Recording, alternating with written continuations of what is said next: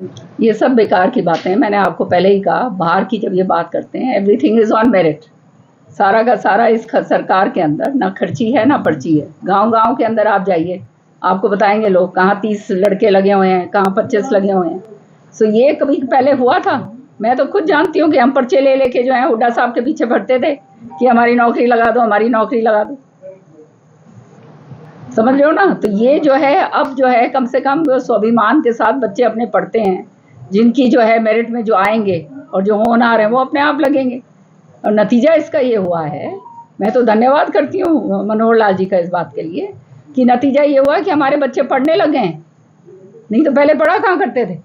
अब जो है सारे के सारे जो हैं आप ये देखिए कोचिंग सेंटर्स भरे पड़े हैं, बच्चे पढ़ने लगे। जेजेपी और इनेलो के नेता ये कह रहे हैं ऐसा संगठन बना देंगे आगे आने वाले समय में भाजपा का सफाया करेंगे।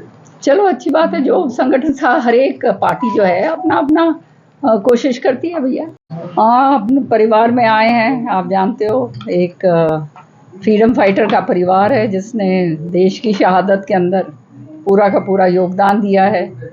इनके फादर ने, फिर उसके बाद हस्बैंड ने, तो इससे बढ़ के और क्या होगा। मैं तो एक फौजी की बेटी हूँ तो मैं समझ सकती हूँ कि कितना ज़बरदस्त जो है सैक्रिफाइस होता है फैमिलीज़ का जो है, और वो सैक्रिफाइस उन्होंने करा। दोनों बच्चों को बड़ा करा बहन जी ने हमारी, और दोनों बच्चे अब अच्छे अपने अपने जगह पर लगे हुए हैं। बिटिया डॉक्टर बन गई, दूसरा जज बनने जा रहा है। तो भगवान करे खूब आगे जाएं। और अल्टीमेटली वो कहते हैं ना, ये जो शहादत है ये this is the supreme sacrifice इसके लिए, देश के लिए। मेरे पिताजी हमेशा कहते थे कि ये सुप्रीम सैक्रिफाइस बहुत ही होते हैं कर्मों वाले जो होते हैं उनको मिलता है। तो पीछे वालों को दुख जरूर होता है, लेकिन जो ये आत्माएं हैं वो सीधा वीर गति को प्राप्त होती है। एसवाईएल को लेकर क्या कहना चाहिए? एसवाईएल का देखिए, आपको मैं बहुत बारी बोल चुकी हूँ, और आई थिंक मेरी तरह से कोई स्पष्ट बात करेगा भी नहीं। एसवाईएल राजनीति की जो है भेंट चढ़ चुकी है।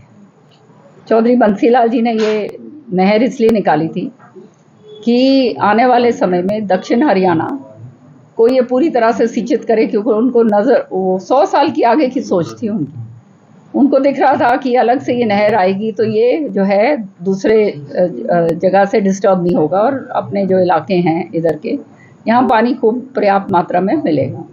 लेकिन दुर्भाग्य की बात, उनकी सरकार चली गई। उसके बाद जो सरकारें आई उन्होंने पंजाब का ज़्यादा हित साधा, क्योंकि कोई पगड़ी बदल भाई थे बादल जी, और कोई इधर से उधर, तो हरियाणा का तो हित देखा ही नहीं। और आप जानते ही हैं उसके बाद फिर ये लटकती रही बात। फिर कोर्ट के अंदर जो है ये मसला गया। कोर्ट के जाने के बाद कोर्ट ने 11 नवंबर आई थिंक को फैसला दिया कि ये हरियाणा का हक का पानी है। अब बात यहाँ आती है कि इन बिटवीन क्या हुआ है। घटनाक्रम ये हुआ कि पंजाब ने तो सारी पूरी तरह से ये नहर को पाट दिया। पाट के जो है सारा का सारा जो है ज़मीन है वो अलग अलग किसानों को जो है जहाँ पे भी, उनको वहाँ मुआवजा भी उठा लिया और उनको ज़मीन भी वापस दे दी। तो ये तो अब एक राजनीतिक वो हो गई है। तो इसके ऊपर तो अब पंजाब का तो वो कहते हैं ना, ये कभी भी किसी भी तरह से जो है ये पानी को आने नहीं देंगे हमारे पास। लेकिन एक तरीका है, और वो तरीका ये है कि अब जो है जो ये चिनाब का पानी है, अब पता नहीं, ये तो आगे देखने वाली बातें हैं, कैसे कर सकते हैं नहीं कर सकते हैं। पानी तो अगर हमारे को, क्योंकि ये अब हमारा तो हक है और हमारा हक मारा गया, तो अब जो ये चिनाब का जो पानी है वो अगर हिमाचल की तरफ से किसी तरह से आ जाए तो उसके ऊपर ज़रूर कार्रवाई मेरे ख्याल में करनी चाहिए। राविंदर जी का डिनर जो है सुर्खियों में है। राविंदर जी का डिनर जो है सुर्खियों में चल रहा है। भैया डिनर दिया था, उसमें सुर्खियों की क्या बात है, जो ठीक है। सम्मान की बात है जी। हाँ, उनकी जो वो स्थल बनाए गए हैं उनकी देखरेख ठीक ढंग से नहीं हो पाती। किनकी? सैनिकों के जो सम्मान समारोह बनाए गए हैं, कहाँ पे ठीक नहीं हो रही? कहीं पे भी नहीं है। कहाँ नहीं है? रख रखाव तो शहीद स्मारक जो स्मारक स्थल बनाए गए दिल्ली में तो बहुत अच्छी तरह से देख रेख है, और कहाँ नहीं है अच्छी तरह से? हरियाणा की बात है। हरियाणा में किधर ठीक नहीं है? किसी भी गांव में देख लो आप।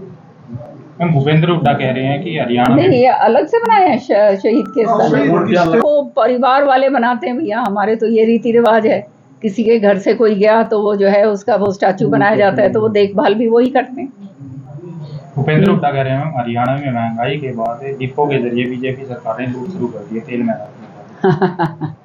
भैया लूट की बात तो जो है हुड्डा साहब ज़्यादा जानते हैं किस तरह से लुटाई होती है।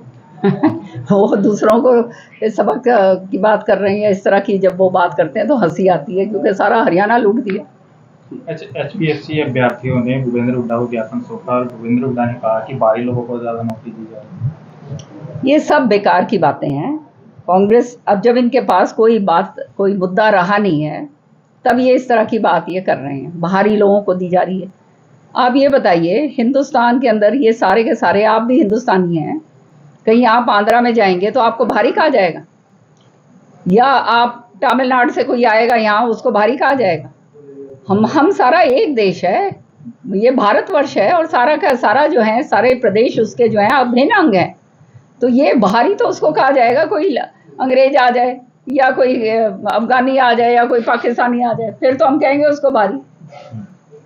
ये तो बेकार की बात है, इनके पास कोई मुद्दा ही नहीं रहा है और ये जानते हैं कि खुद भी पूरी तरह से जो है ये दलदल में फंसे हुए हैं।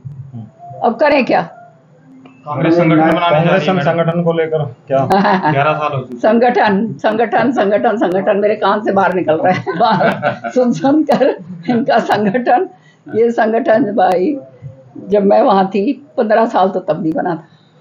अब कह रहे हैं अब बन रहा है। इनका बने या ना बने एक ही बात रहनी है, क्योंकि बन गया तो हुड्डा साहब की मुश्किल, वो बाकी जो है उनके कपड़े लत्ते फाड़ेंगे क्योंकि सबको जो है वो कर रखा है, लारे लप्पे दे रखे हैं, भाई तन्ने बनाओगे इस तरह से करके।